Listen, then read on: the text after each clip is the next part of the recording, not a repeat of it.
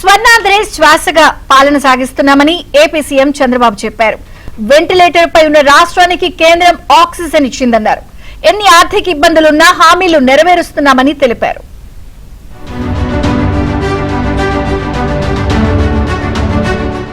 ఏపీలో కూటమి ప్రభుత్వం ఏర్పడి 2 ఏళ్లు పూర్తయిన సందర్భంగా 2 ఏళ్ల నమ్మకం, అభివృద్ధి, సంక్షేమం పేరుతో తిరుపతి సమీపంలోని దామినేడులో బహిరంగ సభ ఏర్పాటు చేశారు.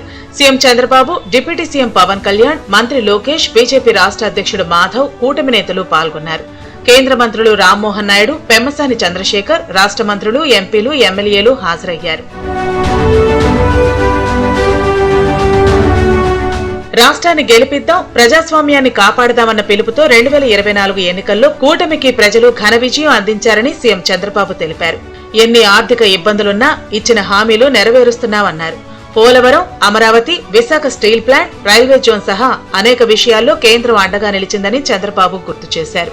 మీరు ఆ రోజు తీసుకున్న విజ్ఞత, ఆ విజ్ఞతే డబుల్ ఇంజన్ సర్కార్ ఎన్డీఏ ప్రభుత్వానికి ఓటేసి రాష్ట్రాన్ని గెలిపించిన రాష్ట్ర ప్రజలకి మరొక్కసారి శిరస్సు వంచి మనస్సాక్షిగా నమస్కారాలు తెలియజేస్తున్నా. ఈ రాష్ట్రాన్ని మీరు కాపాడారు. దేశం దూసుకెళ్తా ఉంది. ఆంధ్రప్రదేశ్ రాష్ట్రం విధ్వంసానికి గురైంది. విజ్ఞత చూపించారు. రాజకీయ పార్టీలు సమైక్యంగా పనిచేశారు. ఆ ఫలితమే ఈ రోజు ఈ రాష్ట్రాన్ని రక్షించుకోగలిగాం. మళ్ళీ వెంటిలేటర్ పైన ఉన్న రాష్ట్రానికి కేంద్రం ఆక్సిజన్ ఇచ్చి బతికిచ్చిందని చెప్పి కూడా నేను మీకు తెలియజేస్తున్నా. 3 రాజధానుల పేరుతో 3 ముక్కలాట ఆడి చిచ్చు పెట్టారని చంద్రబాబు ఆగ్రహం వ్యక్తం చేశారు. దేవుడితో పెట్టుకున్న వాళ్లు ఎవరూ బాగుపడలేదన్నారు. 1924 వెంకటేశ్వర స్వామిని అపవిత్రం చేయాలని ఆలోచించారా లేదా అని అడుగుతున్నా. అప్రతిష్ట పాలు చేశారా లేదా అని అడుగుతున్నా. కల్తీ నెయ్యి మర్చిపోయామని అడుగుతున్నా. దేవుడికి అపచారం జరిగితే మనకు అపచారం కాదా అని మిమ్మల్ని అడుగుతున్నా. అందుకే అడుగుతున్నా, దేవుణ్ణి నమ్మడం కాదు, దేవుణ్ణి కాపాడుకుంటామని, పవిత్రతను కాపాడుకుంటామని గట్టిగా చెప్పండి కూడా చెప్పండి. నేను ఎప్పుడు కూడా ఇతర మతాలను ఎప్పుడు ద్వేషించలేదు. గాని ఈ రోజు వెంకటేశ్వర స్వామి కలియుగ దేవుడు, ఆయనకే అపచారం జరిగినప్పుడు పోరాడకపోతే మన జీవితానికి సార్థకత లేదు. ఒక పద్ధతి ప్రకారం చేశారు. అన్ని దేవాలయాల్లో దాడులు చేశారు, అపవిత్రం చేశారు. బ్రిటిష్ వాళ్ళు వెంకటేశ్వర స్వామి జోలుకు రాలా. కానీ ఈ దుర్మార్గులు వెంకటేశ్వర స్వామి జోలుకొచ్చిన వాళ్ళు నేను ఎప్పుడు చెప్పేవాడిని, మరో జన్మలో కాదు, ఆయన అనుకుంటే ఈ జన్మలోనే పనిష్మెంట్ ఇస్తాడు, శిక్ష ఇస్తాడని మరొక్కసారి విజ్ఞప్తి చేస్తున్నా. ఇంకా అపవిత్రం చేయాలని చూస్తున్నారు.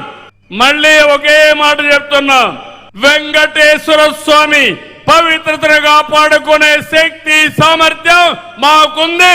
ఇది గుర్తుపెట్టుకోమని హెచ్చరిస్తున్నా. ప్రజలు కేవలం ఓటర్లే కాదు, చరిత్ర రాస్తారని ఉప ముఖ్యమంత్రి పవన్ కళ్యాణ్ అన్నారు.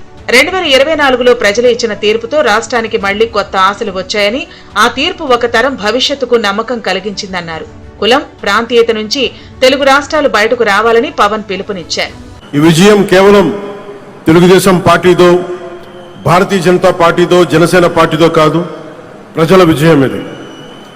ఇది అహంకారం, విధ్వంసంపై ప్రజాస్వామ్యం సాధించిన విజయం. ఈ కూటమి ఆంధ్రప్రదేశ్ పునర్నిర్మాణం కోసం ఏర్పడిన కూటమి. ఈ కూటమి అధికారాన్ని పంచుకోవడానికి కాకుండా బాధ్యతని పంచుకోవడానికి ఏర్పడింది. దేశానికి ప్రధానమంత్రి శ్రీ నరేంద్ర మోదీ గారి దూరదృష్టి, రాష్ట్రానికి ముఖ్యమంత్రి శ్రీ నారా చంద్రబాబు నాయుడు గారి అనుభవం, ప్రజల ఆకాంక్షలను ప్రతిబింబించే జనసేన సంకల్పం, ఈ 3 శక్తులు కలిసినప్పుడే ఆంధ్రప్రదేశ్ పునర్నిర్మాణానికి బలమైన పునాది ఏర్పడింది. తెలుగు రాష్ట్రాలు మరింత బలపడాలి అంటే ఒక రాష్ట్రం కులాల పరిమితుల్ని దాటాలి, మరొక రాష్ట్రం ప్రాంతీయత పరిమితుల్ని దాటాలి. మనందరం కలిసి భారతీయత వైపు అడుగులు వేయాలి. వైసీపీ నేతలు రప్ప అంటే చూస్తూ ఊరుకునేది లేదని మంత్రి లోకేష్ హెచ్చరించారు. రెడ్ బుక్ దాని పని అది చేసుకుంటూ పోతుందన్నారు. గొడ్డలి పార్టీ అరాచక పాలనలో ఎన్నో దారుణాలు జరిగాయని లోకేష్ విమర్శించారు. మనది గూగల్, వాళ్ళది గొడ్డలి. మంది ఫైటర్ జెట్, వాళ్ళది ఫ్యాక్షన్. మంది కియా, వాళ్ళది కిడ్నాప్. మంది క్రెడిబిలిటీ, వాళ్ళది క్రిమినాలిటీ. మంది డెవలప్మెంట్, వాళ్ళది డిస్ట్రక్షన్. మంది బుల్లెట్ అవుతే వాళ్ళది బూతులు. మనం మహిళలకి 33% రిజర్వేషన్ ఇస్తే ఏకంగా తల్లిని చెల్లిని మెడబట్టి బయటికి గంటేసిన చరిత్ర ఆ గొడ్డలి పార్టీది. ప్రజలందరూ ఒక్కసారి ఆలోచించాలి. జగన్ ఆయన పేరులో జీ చూసి జెన్జీ అనుకుంటున్నాడు. జగన్ పేరులో ఉన్న జీ గొడ్డలి. అందుకే ఆ పార్టీకి గొడ్డలి పార్టీ అని ఈ రోజు పేరు పెడతాం జరిగింది. కేంద్ర ప్రభుత్వం అండతో విశాఖ స్టీల్ ప్లాంట్ ను కాపాడుకుంటామని ఏపీ బీజేపీ అధ్యక్షుడు మాధవ్ తెలిపారు. స్టీల్ ప్లాంట్ కష్టాల్లో ఉంటే గతంలో వాజ్పేయి గారు, చంద్రబాబు నాయుడు గారి నేతృత్వంలో దాన్ని రక్షించి ముందుకు తీసుకెళ్లారు. లేకపోతే స్టీల్ ప్లాంట్ లేదనే విషయం గుర్తుంచుకోండి. మరొకసారి ప్రమాదం వచ్చింది, తప్పనిసరిగా ప్రమాదం జరగదని చెప్పి క్యాపిటల్ ఇన్ఫ్యూజన్ చేశారు, ఈక్విటీ ఇన్ఫ్యూజన్ చేశారు. దాని తర్వాత దేశంలో ఏ పబ్లిక్ సెక్టర్ కి కూడా 11,414 కోట్ల రూపాయలు రివైవల్ ప్యాకేజ్ ఇవ్వలేదు. ఇవాళ స్టీల్ ప్లాంట్ కి రివైవల్ ప్యాకేజ్ ఇవ్వటం. ప్రజాస్వామ్యంలో అంతిమ న్యాయ నిర్ణేతలు ప్రజలేనని కూటమి నేతలు చెప్పారు. సభ సక్సెస్ కావడంతో 3 పార్టీల నేతలు హర్షం వ్యక్తం చేశారు.